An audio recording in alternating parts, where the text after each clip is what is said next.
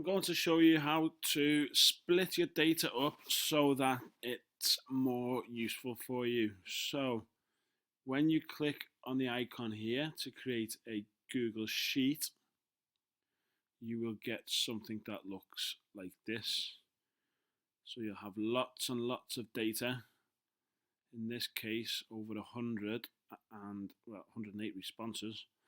So we want to try and make it more useful. At the moment, it looks as though they're randomly organized, and that's because they are just organized by the time that people responded. So whoever responded first, their response is at the top, and whoever responded last or most recently, their response is at the bottom.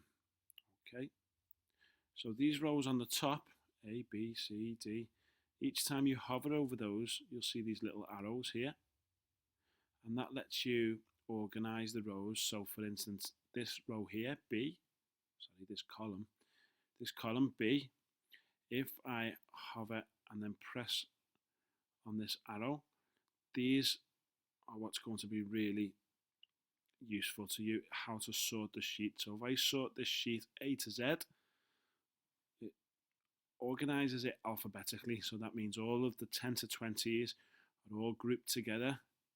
So there's all of the 10 to 20s, then all of the below 10s, so all the people who answered that they were below the age of 10, all of their responses are together, and then all of the people who said that they were over 20 have their responses there as well. Okay, so if I wanted to do that for the next column, I'll say, okay, I want to actually sort them for males and females, because you can see here there's still some males mixed in with the females. And if you scroll down, there's still some, there we go, the odd male, lots of females. But we want to order this one A to Z as well, and we'll get all the female responses at the top. There we go. As I scroll, and then all the males at the bottom, and that's just because F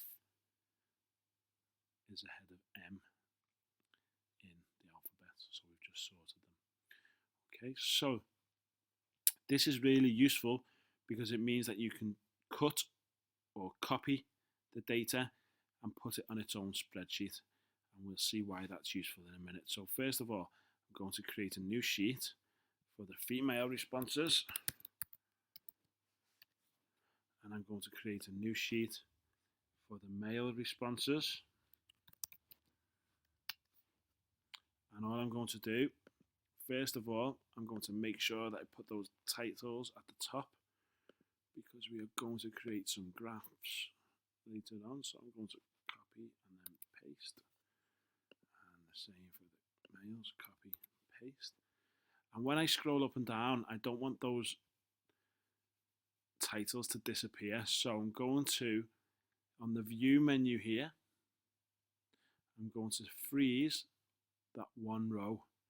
That's going to keep that there. Now when I scroll up and down, it doesn't disappear. Okay, so we'll do that same thing for the female sheet. We will view, we will freeze that one row. It doesn't disappear. Okay. Now I'm going to go back to the main sheet. I'm going to select the first female response, so that starts in row number 2. I'm going to keep hold of the shift button as I scroll down to find the last female response, and there it is there, row 95. I'm going to select that. Now because my finger was pressed down holding shift, it's selected them all, and I'm going to press Command and C to copy those, put them onto the female sheet here, paste, and there you can see I have all the female responses. Now let's go back to the main sheet and do that for the males. Not so many males here. They start on row 96, hold down shift, click on 109 and Command C to copy, and let's paste that into the male sheet. There we go.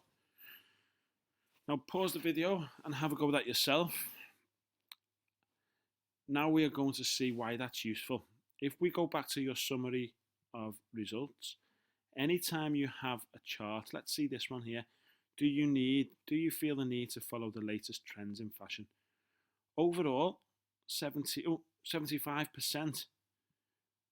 of the 108 people said no, they don't. 25% said yes, they do.